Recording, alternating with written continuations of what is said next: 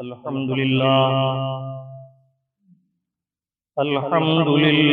وکفا والصلاة والسلام على عباده الذين اصطفى خصوصا على نبيه وحبيبه سيدنا ومولانا وملجانا ومأوانا محمد المصطفى وعلى آله وأصحابه الذين قاموا بالصدق والصفاء أما بعد فأعوذ بالله من الشيطان الرجيم بسم الله الرحمن الرحيم إنا أعطيناك الكوثر صدق الله المولانا العظيم وصدق رسوله النبي الأمين الكريم ونحن على ذلك ما قال من الشاهدين والشاكرين والحمد لله رب العالمين۔ آئیے سب سے پہلے ہم اور آپ مل کر آقا نامدار مدنی تاجدار سید ابرار و اخیار شہنشاہ ذی وقار کائنات کی اولین فصل بہار سرور سروراں وجہ تخلیق کون و مکان سید الانبیاء احمد مجتبی محمد مصطفیٰ صلی اللہ تعالی علیہ وسلم کے دربار پرانوار میں درود پاک کی نظر محبت پیش کریں اور پڑھیں اللہم صلی علی سیدنا و شفیعنا و نبینا و مولانا محمد وعلی آل سیدنا و مولانا محمد و سلام علیک یا سیدی یا رسول اللہ۔ خطبہ مسنونہ کے بعد قرآن کریم فرقان حمید کے 30ویں پارے سورہ کوثر کی پہلی آیت طیبہ تلاوت کرنے کا شرف حاصل کیا ہے۔ کچھ دیر اس آیت پاک سے کتاب پیش کریں گے۔ اللہ رب العزت مجھے اور آپ کو حق کہنے، حق سننے اور حق پر استقامت کے ساتھ عمل کی توفیق عطا فرمائے۔ ہم اہل سنت والجماعت کا عقیدہ ہے کہ اللہ تعالی عز و جل نے ساری کائنات کو اپنے محبوب کے باعث، اپنے محبوب کے سبب، اپنے محبوب کی وجہ سے پیدا فرمایا، اور اللہ رب العزت نے اپنے محبوب کو ساری کائنات کا مالک و مختار بنایا۔ یہ عقیدہ سن کر اور یہ عقیدہ جان کر اہل سنت والجماعت تو باغ باغ ہوتے ہیں، ان کی طبیعت شاد ہوتی ہے، مگر کچھ وہ ہیں کہ جو یہ اعتقاد اور یہ عقیدہ سن کر جل بھن جاتے ہیں۔ وہ نہیں جو اپنے آپ کو عیسائی کہتے ہوں، وہ نہیں جو اپنے آپ کو یہودی کہتے ہوں، وہ نہیں جو اپنے آپ کو مشرکین اور کفار میں شمار کرتے ہوں، بلکہ طرفہ ماجرا یہ ہے کہ وہ اپنے آپ کو مسلمان بھی کہتے ہیں۔ بعض اوقات سوال کرنا، معلوم کرنا بہت زیادہ مفید ہوتا ہے۔ اللہ کے حبیب صلی اللہ تعالی علیہ وسلم نے ارشاد فرمایا، العلم خزائن ومفتاحها السؤال۔ علم ایک خزانہ ہے اور سوال کرنا اس کی کنجی ہے۔ علم ایک خزانہ ہے اور سوال کرنا اس کی کنجی ہے۔ فَاسْأَلُوا يَرْحَمُكُمُ اللَّهُ، تو اے لوگوں معلوم کیا کرو اللہ تعالیٰ تم پر رحم و کرم فرمائے۔ ہمارے ایک سنی بھائی نے معلوم کیا کہ حضرت ہمارا عقیدہ ہے کہ حضور سلطان کونین ہیں، مالک دارین ہیں۔ اس عقیدے سے متعلق قرآن و سنت کے کچھ دلائل بیان فرمائیں۔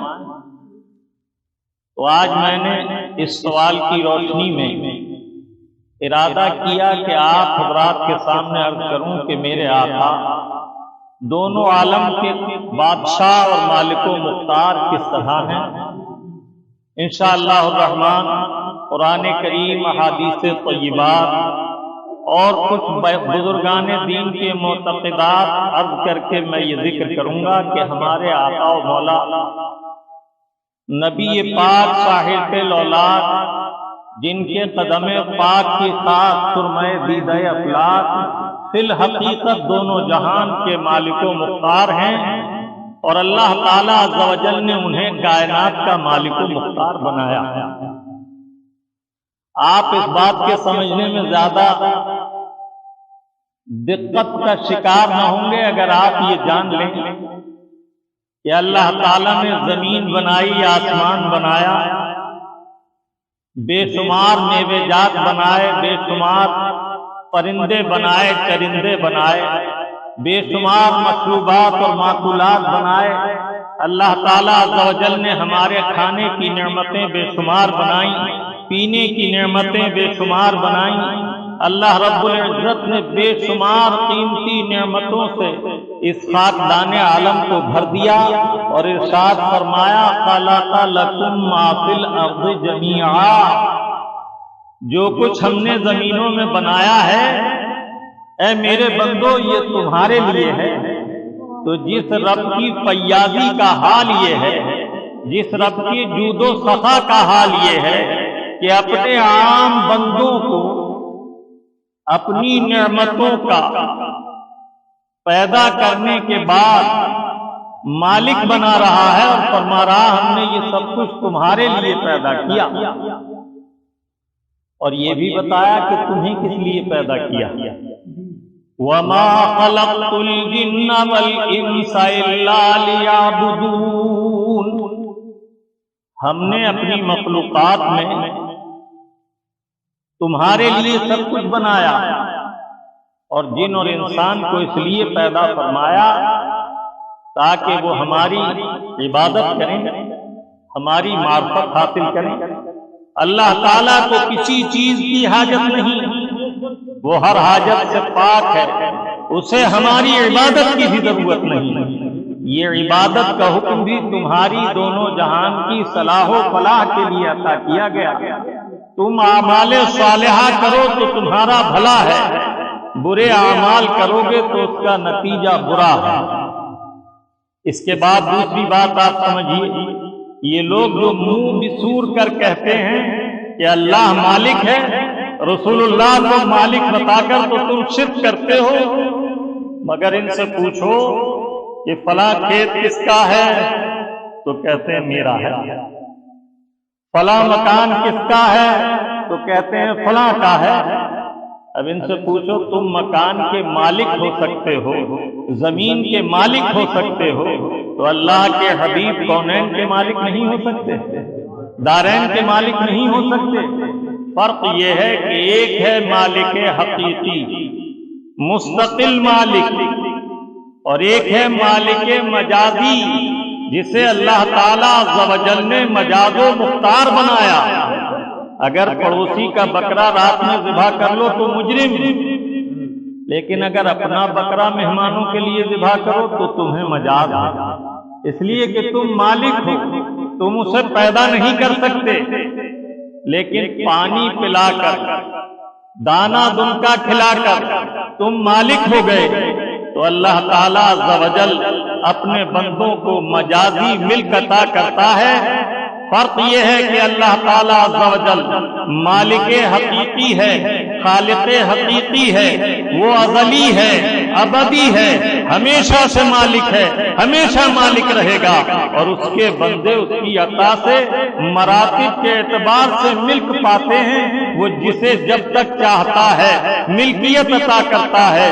اور کون مانے ہے کہ جس رب نے تمہیں ایک بھینس کا مالک بنایا، ایک مکان کا مالک بنایا، بہت ساری دولت کا مالک بنایا، وہ اگر رب چاہے تو اپنے کسی بندے کو پورا ملک کا والی بنا دے اور بادشاہ کر دے۔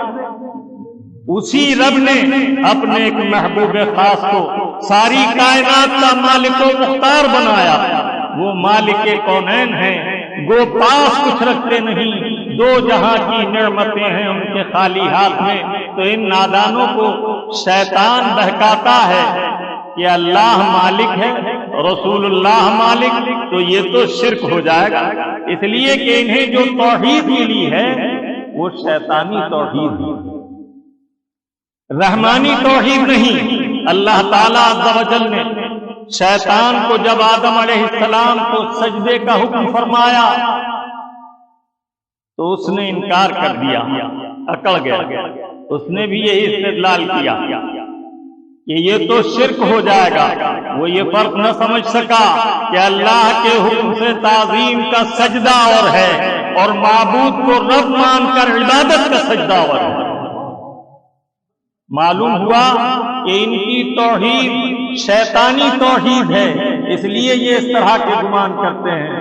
اور ہماری رحمانی توحید ہے کہ رب نے حکم فرمایا جسے میں نے اپنے دست قدرت سے بنایا، عزت و کرامت عطا کی، لقد کرمنا بنی آدم، تو حضرت آدم علیہ السلام کے لیے کرامت کی وجہ سے، عزت و احترام کی وجہ سے انہیں اللہ تعالیٰ نے علم میں شرف و بزرگی عطا فرما کر ملائکہ کو سجدے کا حکم دیا۔ سارے فرشتوں نے سجدہ کیا، مگر یہ نقلی مواحد کھڑا رہ گیا، اس نے سجدے سے انکار کر دیا۔ تو اب آپ حضرات ذہن حاضر رکھیے، انشاءاللہ الرحمن اس مختصر تمہید کے بعد آپ یہ جان سکیں گے کہ اللہ کے حبیب عطائے الہی سے، رب کی عطا اور فضل سے ساری کائنات کے مالک و مختار ہیں، اور اللہ تعالیٰ نے سب کچھ انہی کے لیے پیدا فرمایا۔ درود پاک سنائیں صلی اللہ علیہ نبی الامی والہ صلی اللہ علیہ وسلم، صلاۃ و سلام علیک یا سیدی یا رسول اللہ۔ زمین آپ کی ہے، زماں آپ کا ہے، زمین آپ کی، آسماں آپ کا ہے، یہ سارا کا سارا جہاں آپ کا ہے۔ حبیبی یا رسول اللہ، حقیقت میں سب کچھ خدا کی عطا سے یہاں آپ کا ہے، وہاں آپ کا ہے، زمین آپ کی، آسمان آپ کا ہے، یہ سارا کا سارا جہاں آپ کا ہے۔ زمین پر ہے جو کچھ، زمین میں ہے جو کچھ، عیاں آپ کا ہے، نہاں آپ کا ہے۔ یا رسول اللہ، زمین پر جو کچھ بہاریں ہیں اور زمین کے اندر جو کچھ خزانے ہیں، جو ظاہر ہے وہ بھی آپ کا ہے، اور جو پوشیدہ ہے وہ بھی آپ کا ہے۔ یہ شمس و قمر، یہ مہو مہر و انجم، یہ شمس و قمر، یہ مہو مہر و انجم، فلک پر ہے جو کہکشاں آپ کا ہے ساری خدائی میں قبضہ تمہارا، ہے ساری خدائی پہ قبضہ تمہارا۔ حبیبی یا رسول اللہ، ہے ساری خدائی پہ قبضہ تمہارا۔ مکین و مکان اور جنا آپ کے ہیں، مکان اور مکان میں رہنے والے، اور اللہ تعالیٰ کی بنائی ہوئی جنتیں، اے محبوب پاک، رب کی عطا سے سب کچھ آپ کا ہے۔ سرے عرش ہوتا ہے رفعت کا پرچم، سرے عرش ہوتا ہے رفعت کا پرچم، دو عالم میں عزت نشاں آپ کا ہے۔ فرشتے سلامی کو آتے ہیں در پر، یہ والا مقام آستاں آپ کا ہے۔ نگاہ حقیقت سے دیکھے تو کوئی، ہر ایک شے سے جلوہ عیاں آپ کا ہے۔ بلا لیجئے اب تو شاہ مدینہ، بلا لیجئے اب تو شاہ مدینہ، اسد بے نوا مدحاں آپ کا ہے۔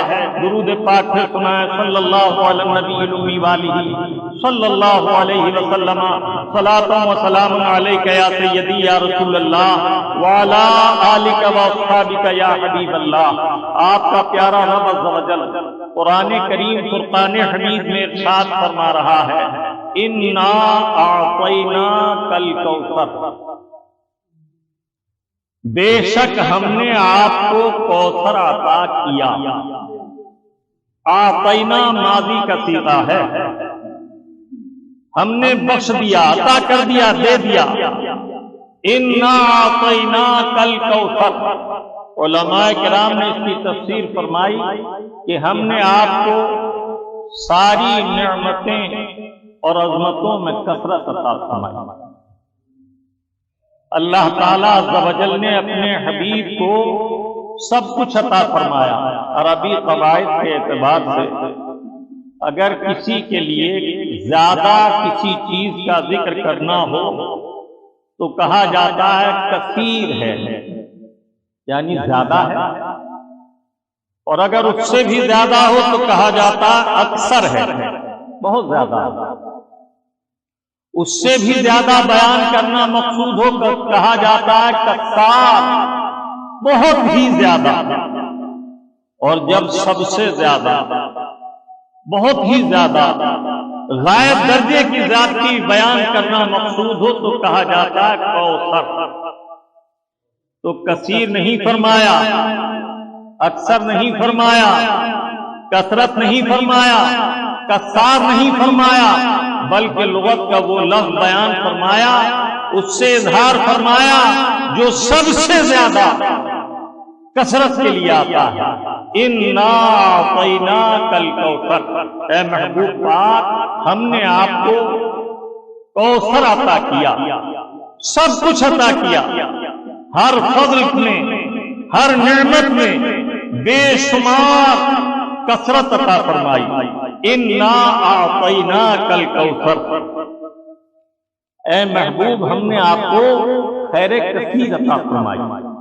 اللہ تعالیٰ عز و جل قرآن کریم فرقان حمید میں دوسرے مقام پر ارشاد فرماتا ہے وَمَا نَقَمُوا مِنْهُمْ أَنْ أَغْنَاهُمُ اللَّهُ وَرَسُولُهُ،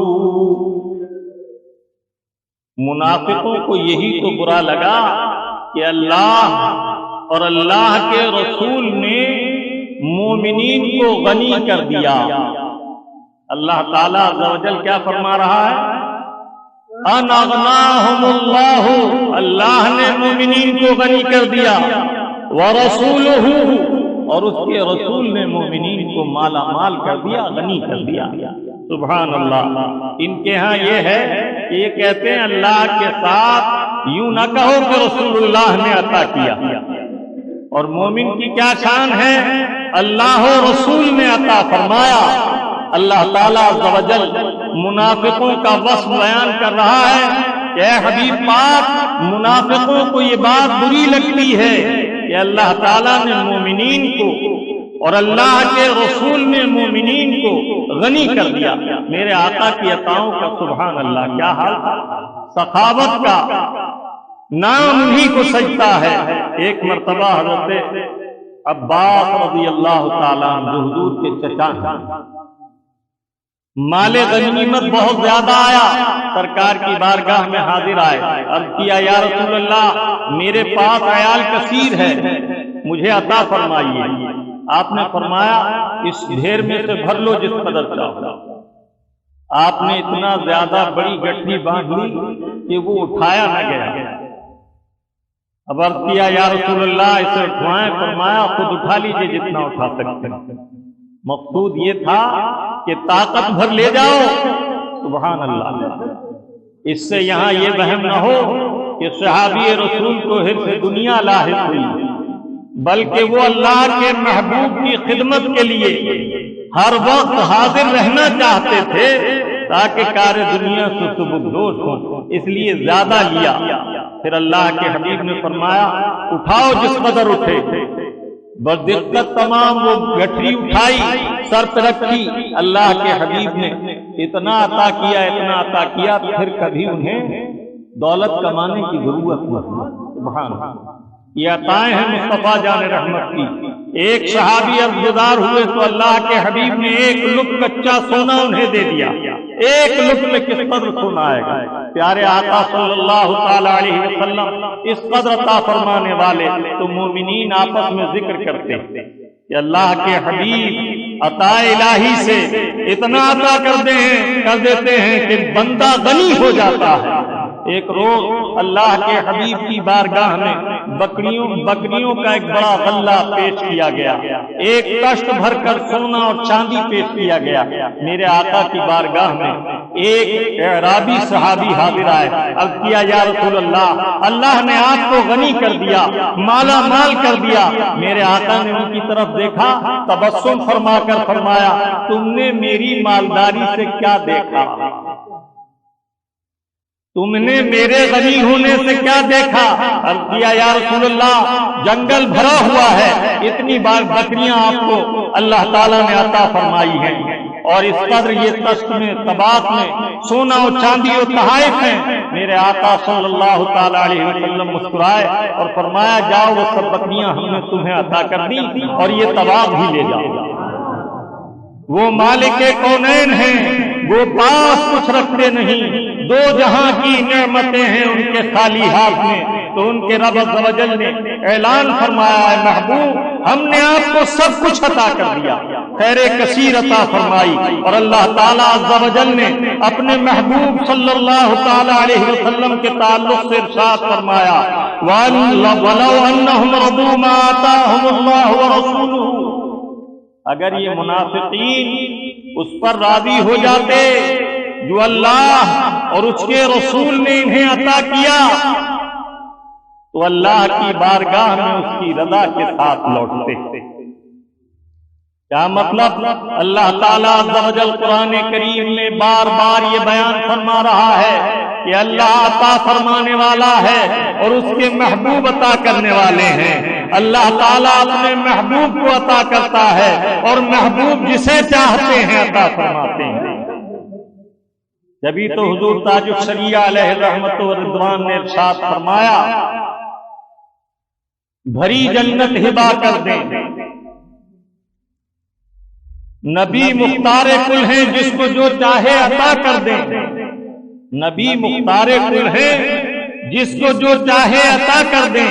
میرے آقا صلی اللہ تعالی علیہ وسلم کو اللہ تعالیٰ عز و جل نے ساری کائنات کا مالک و مختار بنایا اور اعلان فرمایا، اِنَّا فَتَحْنَا لَكَ فَتْحًا مُبِينًا، اے محبوب پاک، ہم نے آپ کے لیے واضح کامیابی اور روشن فتح عطا فرمائی۔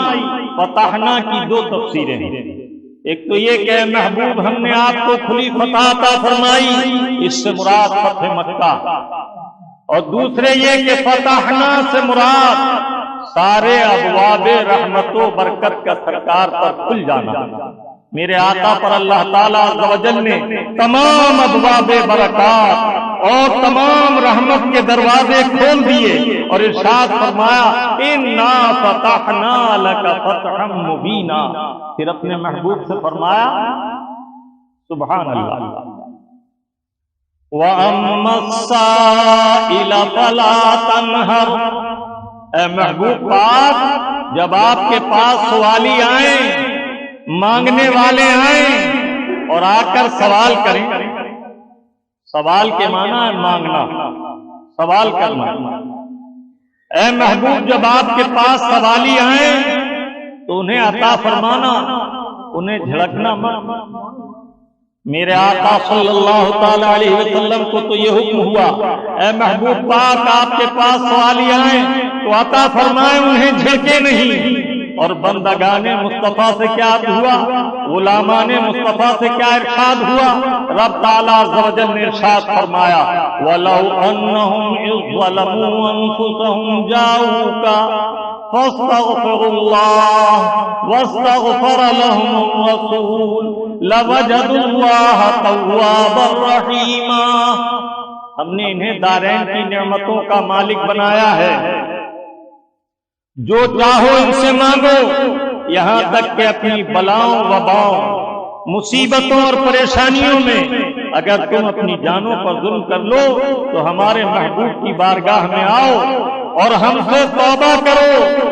وَاسْتَغْفَرَ لَهُمُ الرَّسُولُ، اور یہ محبوب پاک بھی اپنے گورے گورے ہاتھ تمہاری سفارش کے لیے اٹھا دیں لوجدوا توابا رحیما، تو تم ضرور اپنے رب کو توبہ قبول کرنے والا مہربان پاؤ گے۔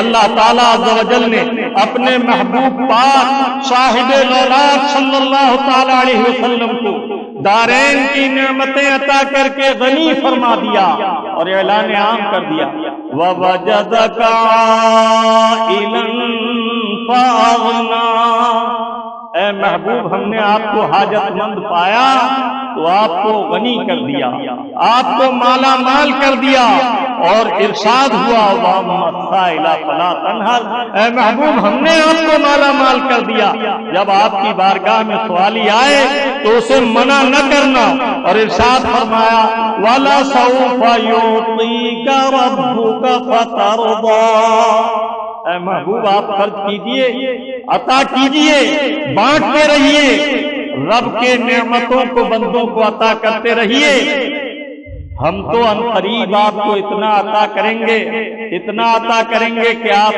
راضی ہو جائیں گے۔ یعنی یہ نہیں کہ جو عطا ہوا آتینا میں ماضی ہے، ہم نے عطا کر دیا، یہاں فرمایا وَلَسَوْفَ يُعْطِيكَ رَبُّكَ فَتَرْضَىٰ، آپ کا رب آپ کو اتنا عطا کرے گا کہ آپ راضی ہو جائیں گے، یعنی ہمیشہ عطا ہوتی رہے گی۔ اور ارشاد فرمایا وَكَانَ فَضْلُ اللَّهِ عَلَيْكَ عَظِيمًا، اے محبوب پاک آپ پر اللہ کا بڑا عظیم فضل ہے۔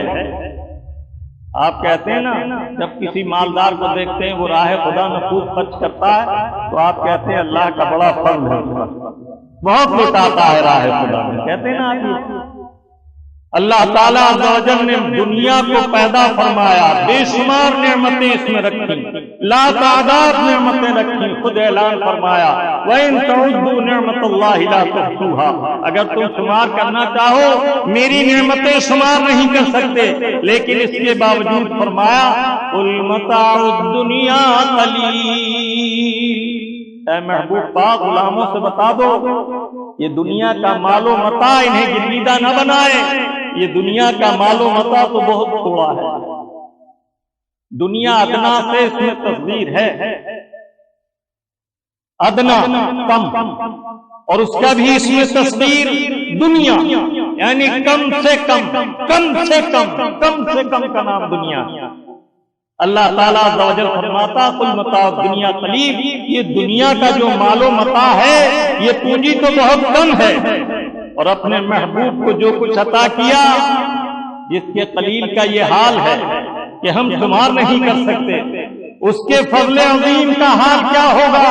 وہ فرماتا وَكَانَ فَضْلُ اللَّهِ عَلَيْكَ عَظِيمًا، اے محبوب پاک ہم نے آپ پر فضل عظیم کیا ہے، اپنے افضال کی بارش برسا دی ہے، خوب عطا فرمایا ہے۔ سبحان اللہ وبحمدہ سبحان اللہ العظیم۔ یہ آیات طیبات بہت اختصار کے ساتھ چند آیتیں میں نے اللہ تعالیٰ نے اپنے محبوب کو جو کچھ عطا کیا اس کی بیان فرمائی، اور یہ رات کا معاملہ ہے، محبوب نے لیا اور ان کے رب عز و جل نے عطا فرمایا۔ محبوب و محب کا معاملہ ہے، حضور سیدی اعلیٰ حضرت عظیم البرکت علیہ رحمت فرماتے ہیں میں تو مالک ہی کہوں گا کہ ہو مالک کے حبیب، میں تو مالک ہی کہوں گا کہ ہو مالک کے حبیب، یعنی محبوب و محب نے نہیں میرا تیرا۔ یہ دیوبندی نہیں کہے گا مالک، وہابی نہیں کہے گا مالک، چکڑال بھی نہیں کہے گا مالک، اس لیے کہ ان کی آنکھیں بینا نہیں، سرمہ ایمانی سے ان کی آنکھیں روشن نہیں ہیں، ان کے قلب میں ایمان کی ضیا نہیں ہے۔ اے محبوب پاک وَكَانَ فَضْلُ اللَّهِ عَلَيْكَ عَظِيمًا، ہم نے آپ پر بے شمار فضل و انعام فرمایا۔ حضرت سیدہ طیبہ طاہرہ آمنہ خاتون رضی اللہ تعالی عنہا سے مروی ہے، فرماتی ہیں جب سرکار کی ولادت باسعادت ہوئی تو سب سے پہلے سرکار نے سجدے میں سر اقدس رکھا، جب میں نے کان لگایا تو سنا فرما رہے ہیں رب حبلی امتی، سبز حریر کا ٹکڑا ہے جو تہبند کی جگہ لگا ہوا بندھا ہوا، اور دیباج کا سفید کپڑا ہے جو جسم اقدس سے لپٹا ہوا. پھر فرماتی ہیں اسی آن میں نے دیکھا کہ ایک نورانی بادل چھا گیا اور میرے اور ان کے درمیان حائل ہوا. رسول اللہ صلی اللہ تعالی علیہ وسلم میری نگاہوں سے اوجھل ہو گئے. کچھ دیر کے بعد میں نے دیکھا کہ سرکار جلوگر ہیں اور کوئی کہنے والا کہہ رہا ہے نج نج عاطیت مفاتیح الارض. مبارک ہو مبارک ہو، خوب بہت خوب. اللہ تعالیٰ نے سارے خزانوں کی کنجیاں مجھے عطا فرما دی. سبحان اللہ و بحمدہ سبحان اللہ العظیم. میرے آقا صلی اللہ تعالی علیہ وسلم ایک روز گفتگو فرما رہے ہیں، صحابہ اکرام کی انجمن ہے. ایک صحابی عرضدار ہوئے، اے اللہ کے حبیب، آپ کے مولا نے آپ کو کیا عطا کیا؟ سبحان اللہ، کوئی ایک نعمت ہو بتائیں. میرے آقا نے جواب میں ارشاد فرمایا آتیت الکنزین الاحمر والابیض. میرے رب نے مجھے 2 خزانے عطا کیے ہیں، ایک سنہرا ہے اور ایک سفید ہے. میرے رب عز و جل نے مجھے 2 خزانے عطا کیے ہیں. وہی خزانے تو آج زمین اگل رہی ہے. سونے کی کھانے آج بھی عرب شریف میں نکل رہی ہے، چاندی کی کھانے آج بھی عرب شریف میں نکل رہی ہے. یہ بات وہم و خیال کی نہیں بلکہ سچے اعتقاد کی ہے. اللہ کے حبیب نے فرمایا مجھے اللہ تعالیٰ نے سرخ و سفید 2 خزانے عطا فرمائے. سرخ سے مراد سونا ہے اور سفید سے مراد چاندی کے خزانے ہیں. ایک روز اللہ کے حبیب نے اعلان فرمایا اوتیت مفاتیح الشام وَأُعْطِيتُ مَفَاتِيحَ الْيَمَنِ وَاللَّهُ أَكْبَرُ أُعْطِيتُ مَفَاتِيحَ الْأَرْضِ. میرے آقا صلی اللہ تعالی علیہ وسلم نے اعلان فرمایا اللہ رب العزت نے مجھے یمن اور شام کے خزانوں کی کنجیاں عطا کر دی. اللہ تعالیٰ نے مجھے زمین کے خزانوں کی کنجیاں عطا کر دی. ایک روز اللہ کے حبیب صحابہ کرام رضوان اللہ تعالی علیہم اجمعین کو عطا فرما رہے تھے، جسے جس قدر چاہا عطا کیا. ایک صحابی عرضدار ہوئے یا رسول اللہ آپ اس قدر عطا فرماتے ہیں، آپ کو فقر کا افلاس کا خوف نہیں ہوتا. میرے آقا نے تبسم فرمایا پھر ارشاد فرمایا لو شئت لصارت معیا جبال الذهب. اگر میں پسند کروں میں چاہوں تو میرے رب کے فضل سے میرے ساتھ سونے کے پہاڑ چلیں. سبحان اللہ و بحمدہ سبحان اللہ العظیم. دریائے کرم جوش میں ہے، اعلان فرما رہے ہیں اللہ معطی وانا قاسم. میرا رب عطا فرماتا ہے اور میں تقسیم کرتا ہوں. یہ تو سرکار کے اعلانات ہیں، میرے آقا ارشاد فرما رہے ہیں. لیکن صحابہ اکرام کا اعتقاد دیکھو اور یہ فرق سمجھو کہ صحابی کا عقیدہ کیا ہے اور آج کے وہابی کا عقیدہ کیا ہے. حضرت سیدنا طلحہ رضی اللہ تعالی سفر میں حضور کے ساتھ ہیں. میرے آقا صلی اللہ تعالی علیہ وسلم اونٹ پر پالان میں جلوگر ہیں. نیند کا وقت ہے، سرکار نے چشمان مبارک بند کی ہیں. اونٹ کے چلنے سے تحرک ہو رہا ہے، مسلسل حرکت ہے. حضرت طلحہ کی نگاہ پڑی، خیال کیا کہیں رسول پاک کو کوئی تکلیف نہ پہنچ جائے. دوڑ کر قریب آ گئے، اونٹ برابر کر کے چلانے لگے. سرکار نے معلوم فرمایا اتنے قریب کیوں چل رہے ہو، کون ہے؟ عرض کیا یا رسول اللہ آپ کا غلام طلحہ ہے. میں نے خیال کیا سرکار کی چشمان مبارک بند ہیں، آرام فرما رہے ہیں، کہیں کوئی تکلیف نہ پہنچ جائے. اللہ کے محبوب صلی اللہ تعالی علیہ وسلم کا دریائے کرم جوش میں آیا. کیا فرمایا قد وجبت علیک الجنہ. تو نے اپنے لیے جنت کو واجب کر لیا، لازم کر لیا. سبحان اللہ و بحمدہ سبحان اللہ العظیم. جسے چاہتے ہیں جنت عطا کرتے ہیں. جنگ تبوک کے موقع پر عثمان غنی رضی اللہ تعالی بہت سارا مال و دولت لائے. اللہ کے حبیب نے قبول فرمایا اور فرمایا قد اشتریت الجنت.